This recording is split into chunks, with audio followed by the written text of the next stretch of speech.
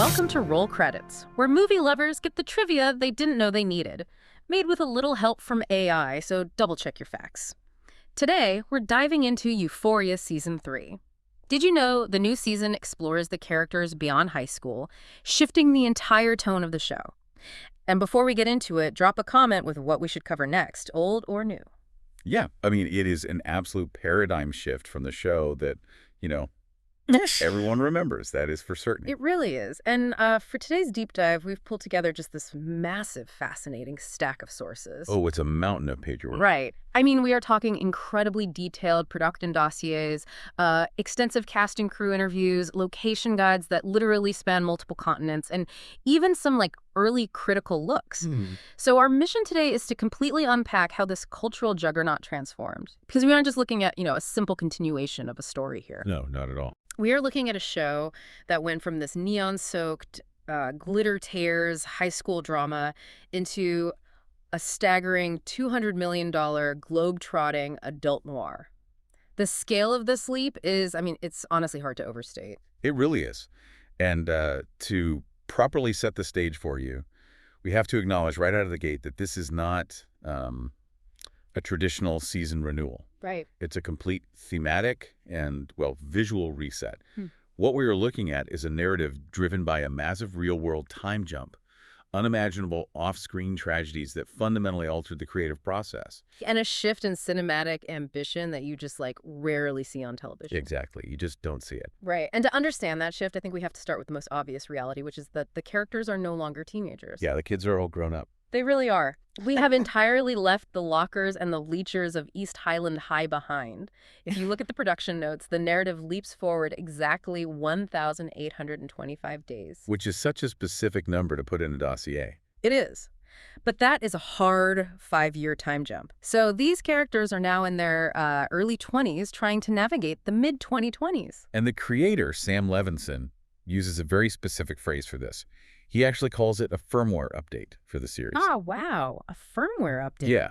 He noted that it was an incredibly natural, almost mandated choice, especially given the real-world 4-year production gap between the second and third seasons. Right, because the actors are aging in real time. Exactly. So the show basically had to abandon the locker room drama. Instead, it is pivoting to much heavier concepts, like mounting financial debt, the completely unforgiving reality of adult survival, and what Levinson describes as the problem of evil. Firmware update is honestly such a perfect way to describe it, because if you think about your own life, moving from 18 to 23 isn't just about getting older. No, your entire worldview shifts. Your whole operating system changes. You look back at your high school yearbook, and those hyper-emotional, world-ending dramas start to look incredibly small compared to the crushing weight of rent bills and just trying to survive as an adult. But I do have to push back slightly on the motivation here, just based on what we're seeing. Is a 5-year time jump actually a necessary creative evolution, or is it just, a convenient crutch because the actors physically aged out of playing teenagers? Well, that is a completely fair question. Yeah. But based on everything in these dossiers, it genuinely, fundamentally changes the DNA of the show for the better. Okay, how so? Well, think about the mechanics of a high school drama, right? The characters are largely contained. There are parents, teachers, bells ringing. Yeah, a structured environment. Exactly. Yeah. But if you keep these specific, deeply troubled characters trapped in a high school loop forever, it stretches the viewer's suspension of disbelief past the breaking point. Right. People start asking, how have they not been expelled? Exactly. So by moving them into adulthood, the show gets to explore a much more terrifying psychological question, which is, what happens when unresolved, chaotic teenage trauma is unleashed in the unforgiving adult world? Right, because the safety net is completely gone. It's vanished. In high school, a terrible decision gets you detention, or maybe you lose your social standing. In the adult world, a terrible decision puts you in prison. Yeah. Or it costs you your life, or it buries you in debt. You can literally never escape. the consequences scale up exponentially. And speaking of consequences scaling up, I really want to look at the actual plot details we have regarding where these characters end up. Because the production didn't just like move out of high school, it moved out of the country. Yeah, the logistics alone are insane. They filmed globally for this season. Looking at the location sheets, it lists Los Angeles, New York, New Jersey, London, Rome, Dublin. Wait, they even shot scenes at the Long Hall pub in Camenham Jail in Ireland? Yes, and all the way to Marina Bay Sands in Singapore. I mean, it's massive. The expansion is truly breathtaking, and it reflects the fractured, scattered nature of adulthood. Take Rue, for example. Right. She is no longer riding her bike around sleepy suburban streets. The sources place her in Mexico, operating as a high-risk drug mule. Which is just, it's so heavy. It is. And the reason why she's there connects directly back to that idea of adult consequences. Remember that original $10,000 suitcase of drugs she took from the dealer Lori in season 2? Yes, the one she couldn't pay back. Yeah. That gave everyone so much anxiety. Right. Well, after 5 years of cartel interest rates, operational penalties, and compounded late fees, that debt has mathematically ballooned to an impossible $43 million. $43 million. Yeah. Let's just pause on that number because it perfectly illustrates the shift we're talking about. How does $10,000 become $43 million? It's terrifying math. It really is. Because if you do the math on cartel lending, you're talking about astronomical compounding interest, plus the cost of whatever product got seized or lost because of her actions, plus the penalties for insubordination. It basically takes a teenage mistake and turns it into a geopolitical, life-threatening crisis. That is just terrifying. It absolutely is. And the dread is equally palpable for the characters who actually stayed closer to home. Right, like Cassie and Nate. Yeah. We see Cassie and Nate engaged, living in what the creators are officially calling a domestic prison in the suburbs. A domestic prison, wow. Nate is attempting to salvage and run his father's fractured family business, while Cassie, meanwhile, has turned to OnlyFans and adult content creation just to fund their picture-perfect suburban lifestyle. And the rest of the ensemble is just as scattered, right? Jules is an art school dropout, working as a sugar baby, grappling with the harsh reality of, well, financial independence. Yeah, that's a tough storyline. And Maddie has taken that ruthless, calculating energy she had in high school and weaponized it to become a Hollywood talent agent, which honestly makes total sense for her. Oh, it's perfect casting for her character arc. It really is. Yeah. And then Lexi is grinding away as an assistant to a highly demanding television showrunner who is actually played by new cast member Sharon Stone. Which, by the way, is an incredible casting pool. So good. And it's fun because the show is still layering in those great pop culture Easter eggs amidst all this really heady drama. Oh, definitely. Like, the dossiers mention a great trivia nugget. The character Faye, played by Chloe Cherry, has a scene at a border crossing where her passport is checked. Okay. And it reveals her full name is Faye Valentine, which is a direct, deliberate homage to the classic femme fatale from the anime Cowboy Bebop. I love that detail. It's those little touches that remind you of the show's roots. But looking at this incredibly intense new landscape for the characters, I look at Nate and Cassie in their beautiful suburban house, and my first instinct is that it feels like a bit of a cliche. How do you mean? Well, the toxic couple in the nice house, it feels like a corporate merger built on entirely fraudulent accounting, you know. It looks great to the shareholders, in this case their neighbors, but the foundation is completely bankrupt. Right.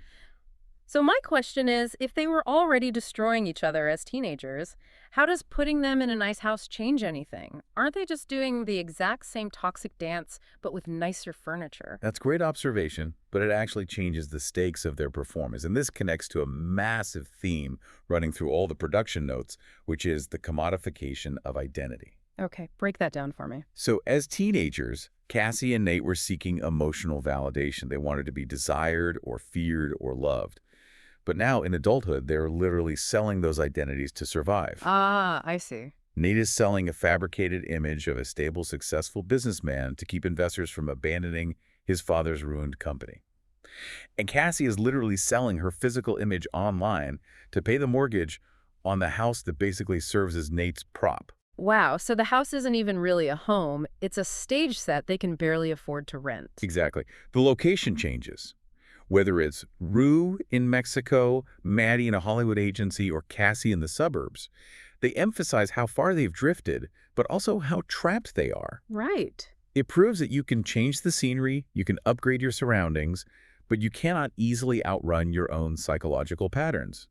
They are quite literally commodifying their trauma. And because they are commodifying their identities, the way they present themselves to the world, their wardrobe has undergone a massive evolution too. Oh, the fashion is entirely different. Yeah, because the costume design on this show has always been iconic, but it seems like they've entirely stripped away the DIY sort of thrift store aesthetic of the high school years. They really have. Natasha Newman Thomas took over as the new costume designer, and she brought a very deliberate, stealth, wealth, highly performative edge to the wardrobe. Right, and the specifics here are fascinating. According to the guides, Nate is wearing high-end Bottega Veneta workwear. Which is wild. It is. If you're listening to this thinking, why would a blue-collar contractor wear runway fashion to a job site? You really have to look at it through the lens of pure manipulation. Right, he's projecting an image. Exactly. He is faking an aura of wealth and stability to manipulate his investors. Meanwhile, Cassie's wardrobe has shifted into kinky cosplay and infantilizing outfits like custom agent provocateur pieces. She is dressing entirely to cater to the digital fantasies of her subscribers, and even the new characters lean into this performative maximalism. Right, like Alamo. Yes, there's a new character named Alamo, played by Adawal Akinwumi, and he wears these custom gold scorpion-encrusted cowboy boots that are heavily inspired by 1980s Miles Davis. I mean, every single piece of clothing is a carefully constructed mask. It is, but let's look at that from a viewer's perspective for a second. Think about the phrase, dress for the job you want. Nate is wearing thousands of dollars of designer clothes while running a failing construction company. Cassie is wearing bespoke lingerie in a suburban kitchen. At a certain point, I have to ask, does this hyper-curated fashion shift become too distracting? You think it takes away from the story? Well, do we lose the gritty realism of the adult struggle if everyone looks like they just stepped off a Vogue editorial shoot? Like, are they sacrificing realism just to get a good viral outfit on screen? It's a very common critique, I'll give you that. Yeah. But Natasha Newman Thomas argues that the fashion is the narrative reality. How so? Well, you have to remember the era these characters are navigating. We live in a world where people constantly, obsessively curate their image for public consumption on social media. Oh, that's very true. So the hypersaturated, sometimes completely untasteful maximalism we see on screen, it's a direct mirror of the highly produced content we scroll past every single day. Oh, that makes so much sense. So it's not supposed to be real in the documentary sense. It's their manufactured reality. Precisely. Every character is consciously dressing for a different kind of gaze. Right. Cassie is dressing for the digital, anonymous male gaze. Nate is dressing for the corporate, investor gaze. It doesn't sacrifice realism. It actively highlights their agonizing insecurities. They aren't just wearing clothes, they are wearing their desperation. Wearing their desperation. I really like that. And because they are wearing their desperation so loudly, the production needed a completely new way to film them. Yeah, the technical leap is huge. We really have to talk about the technical evolution of the show because shifting from the story to the sensory experience, this is where that $200 million budget really shows its teeth. It's an astronomical amount of money for TV. It is. Just for context, a budget that size puts this season on par with major Marvel blockbusters. Zendaya alone is reportedly earning $1 million per episode. But where is all that money actually going on screen? Well, a massive portion of it went into completely re-engineering the visual and sonic format of the series. For Season 2, you might remember they used nostalgic 35mm Ektachrome film. Right, it had that very specific look. Yeah, that specific stock was chosen because it has a grainy, highly saturated, dreamy quality. It perfectly captured the feeling of a hazy teenage memory. Yeah. But for Season 3, they abandoned that entirely. They shifted to shooting on VistaVision and 65mm Kodak film. Okay, and for anyone who isn't a cinematography nerd, 65mm is what they use for, like, massive IMAX documentaries and sweeping epics like Oppenheimer. Exactly. It physically uses a much larger film negative, but what does that actually mean for the feeling of the show? How does a larger film negative change the way we experience Rue or Cassie's story? Well, the larger negative means there is zero digital noise, zero haze, and an incredible depth of field. It provides hyper-real, almost unforgiving textures. Oh, so you see everything. Everything. The production team is calling this new visual palette Sovereign Noir. Sovereign Noir. Yeah, it's dominated by industrial grays, deep blues, and really harsh lighting. It's heavily inspired by the cold, sweeping, objective lenses of classic Western directors like Sergio Leone and Howard Hawks. Wow, so the camera is no longer a participant in their teenage dreams. Right. It is an objective, cold observer of their adult nightmares. There is literally nowhere to hide on a 65 millimeter frame. That is so evocative. The camera is judging them now, not dreaming with them. And it's not just the visuals that got colder and more massive, right? The sound of the show has been entirely ripped down to the studs. Oh, the music is a complete 180. Yeah, Labyrinth, who essentially defined the sound of the first two seasons with those internal pulsating electronic beats, the sound of a racing teenage heartbeat, he is out. Yeah, he's gone. Yeah. And taking over the score is Oscar winner Hans Zimmer. He's bringing in these massive, sweeping orchestral compositions. But when I read that in the sources, I have to admit I completely balked. Really? Why? Well, Hans Zimmer, the guy who scores massive space epics like Interstellar or giant desert wars in Dune, is now scoring a show about 20-somethings struggling with debt and OnlyFans accounts. I see your point. Doesn't that risk completely overpowering the intimacy of the story? Like, isn't it complete overkill? It's a jarring shift on paper, absolutely. But what's fascinating is that the perceived overkill is actually the central artistic point. Okay, explain that to me. The internal chaos of these characters has completely outgrown their childhood bedrooms. Zimmer's massive booming score, paired with that incredibly wide 65 millimeter aspect ratio, does something vital. It validates their adult struggles. How so? Like, how does it validate it? It frames their lives not as petty teen angst, but as epic cinematic tragedies. Oh, I see. Yeah. When you are 23 and you owe $43 million to a cartel, or your entire life is built on a fraud that is about to collapse, it feels like the end of the world. It literally does. So Zimmer's score elevates their pain to a mythic level. When a character makes a mistake now, the music and the visuals make it feel like a world-ending event, because to them, in the adult world, it truly is. Wow. It validates their pain. That is a brilliant way to frame it. The production is matching the internal terror they are feeling. Exactly. But, as we talk about all this manufactured pain, this performative desperation, and this massive scale, I feel like we have to take a breath and address the profound, devastating reality that shadows this entire production. Yeah, we absolutely do. Because while the characters were putting on these elaborate masks to hide their pain, the real-world production was dealing with actual shattering grief. Grief that forced the creators to fundamentally reshape the entire narrative of this third season. Yes. It is impossible to discuss the evolution of this season without sitting with the immense losses the Euphoria family experienced. Yeah. The production had to mourn the sudden tragic loss of Angus Cloud, who played the beloved character Fesco. They also lost a key producer, Kevin Turin, and they lost actor Eric Dane, who played Cal Jacobs. With Eric Dane, the dossier note that he thankfully managed to film his scenes before he passed away from ALS complications, which is, it's going to make watching his performance incredibly heavy. Definitely. But the shadow of Angus Cloud's passing, particularly given how young he was and how central he was to the heart of the show, was just immense. It completely stopped the production in its tracks. Sam Levinson had actually written the original scripts for season 3, but after Angus Cloud's death, he threw them out. He scrapped them entirely. Wow. And what he decided to do with the character of Fesco is very unconventional. Instead of taking the traditional television route of writing in a tragic death or killing Fesco off screen, Levinson wrote the character as serving a 30-year prison sentence. Okay. So Fesco maintains a presence in the show through off-screen phone calls with Rue. That is such a fascinating and complex creative choice. And it wasn't just the plot mechanics that changed, right? The grief Levinson felt seemed to bleed directly into the thematic core of the new scripts. Very much so. The sources show he channeled his intense, raw anger over the real-world fentanyl epidemic, which, tragically claimed over 73,000 lives in the United States in the year Angus died. He channeled all of that directly into Rue's harrowing storyline in Mexico. The stakes of the show were no longer just dramatic television tropes. They were deeply personal and furious. You can really feel that urgency and tension behind the scenes, too. There were reported creative rifts. Zendaya actually stepped down as an executive producer for this season, choosing to focus entirely on the performance. Right. And she managed to complete all of her incredibly heavy scenes in just 4 months, which is a fraction of the usual production time for a show of this magnitude. It speaks to a production that was moving with a desperate, heavy momentum. It really does. But, looking at the creative choices born from this grief, particularly regarding Fesco, I find myself wrestling with what this means for the legacy of the actors. Tough conversation. It is.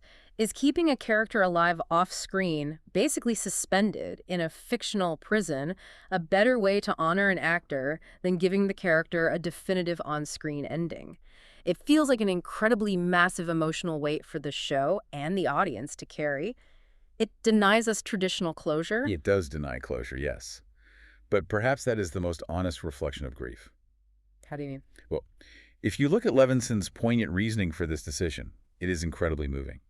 He noted that he fought incredibly hard to keep the character of Fesco clean and sober in the narrative of the show while Angus was alive. Right. He felt a profound responsibility to the actor. Levinson said that if he couldn't keep him alive in the real world, he could, at the very least, keep him alive in the fiction.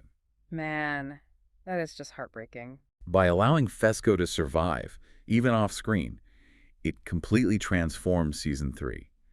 It elevates it from a simple continuation of a teen drama into a raw, unifying meditation on loss, on the insidious nature of addiction, and on the fading memories of youth. Yeah. Fesco gets to live on, suspended in time, clean and safe in the narrative, even as every other character is forced to face the brutal, hyper-real 65mm reality of moving forward without him. When you lay it out like that, the entire season feels like a memorial disguised as a television show. It's about the brutal realization that the safety nets are gone, the friends you thought would be there forever aren't, and the bill for your past actions is finally coming due. That's exactly it. So what does this all mean for you, the listener? Think about that firmware update we talked about earlier. When the glittering, hazy aesthetic you built your youth upon no longer fits the adult you've actually become, what do? Will you evolve to meet the harsh, objective lighting of the real world? Or will you find yourself trapped in your own domestic prison, forever performing a past version of yourself to an audience that has already moved on? It's a heavy question to sit with. And that wraps our deep dive into Euphoria Season 3. If you enjoyed exploring this next chapter, follow roll credits and share it with your fellow fans. And don't forget to drop a comment with what movie or show we should cover next, old or new. We'll be back soon with more trivia, more movie magic, and maybe a few more turning points.